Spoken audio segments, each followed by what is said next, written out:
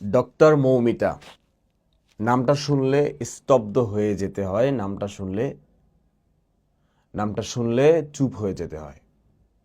ধর্ষণ হলো, গণধর্ষণ হলো, ধর্ষণ করতে করতে হত্যা করে ফেলা হলো। Okay fine.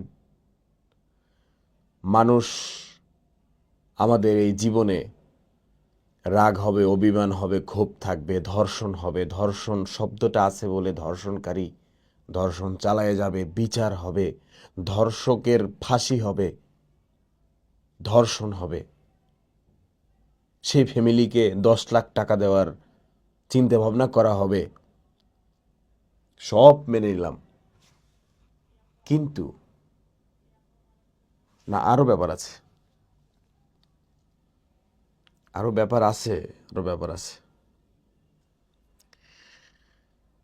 একটা শরীর 18 থেকে 20 জন পুরুষ, 113টা কামড়ের দাগ, 150 গ্রাম সিমেন্ট বীর্য। যেখানে একজন পুরুষ সর্বোচ্চ 5 থেকে 6 গ্রাম সিমেন্ট দিতে পারে, তাহলে 150 গ্রাম যদি পাওয়া যায়, তাহলে 18 থেকে 20 জন পুরুষ ধরে নেওয়া যায়। মেনে নিলাম 150 গ্রাম বীর্য তার ভিতরে পাওয়া গেছে। 18 থেকে 20 জন ধর্ষণ করছে, গণধর্ষণ করছে, অনেক খুন করছে, সবাই মিলে করছে, মৃত্যুবরণ করাইছে, মেনে নিলাম। কিন্তু একজন মেয়ের আসল প্রধান শত্রু আর একটা মেয়ে। দুজনে যে হাত চেপে ধরছিল, সেখানে একটা মেয়ে ছিল, তারই কলিগ ছিল।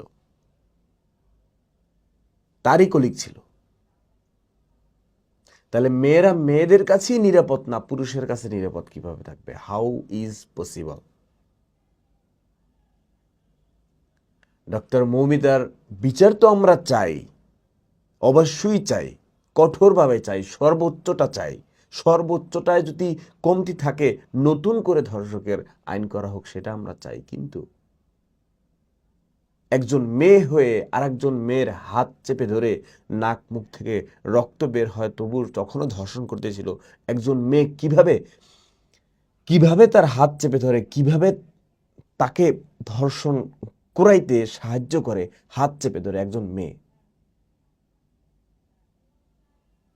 5-6 মিনিট ধর্ষণ করে তো একটা মানুষকে মেরে ফেলা যায় না, সময় লাগছে। তো সেই সময়টায় তো একটা মেয়ে, তার কলিগ, সে তার কাছে ছিল। তো এই মেয়েটার কি একবারও, এই কলিগের একবারও অনুশোচনা, একবারও ফিল হইল না যে ধর্ষণ আমাকে করতেছে? ধর্ষণ তো পুরুষকে পুরুষ করে নাই ওখানে। ধর্ষণ যেটা হবে, একজন পুরুষ মেয়েকে করবে, এটাই তো ধর্ষণের নমুনা, এটাই তো ধর্ষণ, এটাই তো হয়ে আসছে, তাই না? তাহলে ওই মেয়েটার ফিল হলো না কেন যে তাকে ধর্ষণ করতেছে? মানে তাকে, যে তার যে অঙ্গ প্রত্যঙ্গ আছে সেই স্পেসে দিতেছে, সেই জায়গায় দিতেছে, ধর্ষণ করা হচ্ছে গণভাবে। তো এই জায়গাটা যদি আমি থাকতাম, তা আমার অবস্থা, এই মেয়ের, এই এই কলিগের হৃদয় কি হৃদয় না, এই হৃদয় কি আস্ত পাথর জাফলংয়ের?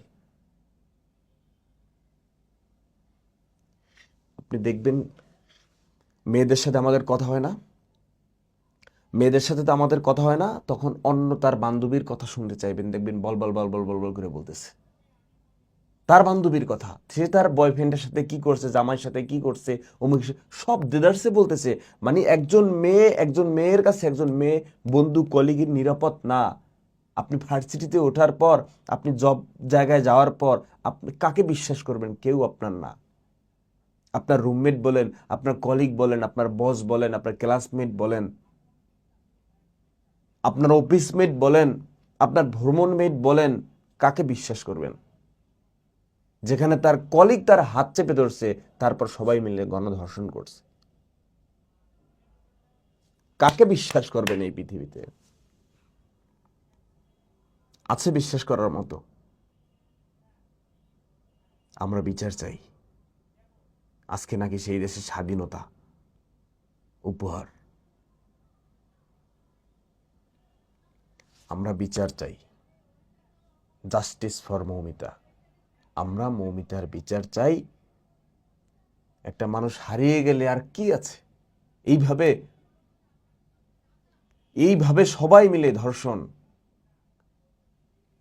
আমাদের আর কোনো স্পেস নাই, আমাদের আর কোনো বাক্য নাই, সেন্টেন্স নাই, লাইন নাই, আমাদের আর কোনো কথা নাই। ইনভার্টেড কমা দিয়ে আটকালাম, ইনভার্টেড কমা দিয়ে আটকালাম। মাঝখান থেকে বলতে চাই আমরা বিচার চাই, ধর্ষণকারীর যারা হেল্প করছে সবার ফাঁসি চাই। ফাঁসির বিকল্প নাই মানে নাই। একজন কলিগ, একজন মেয়ে হয়ে আর একজন মেয়ের হাত চেপে ধরে ধর্ষণ করায়, আমরা ওর ফাঁসি আগে চাই।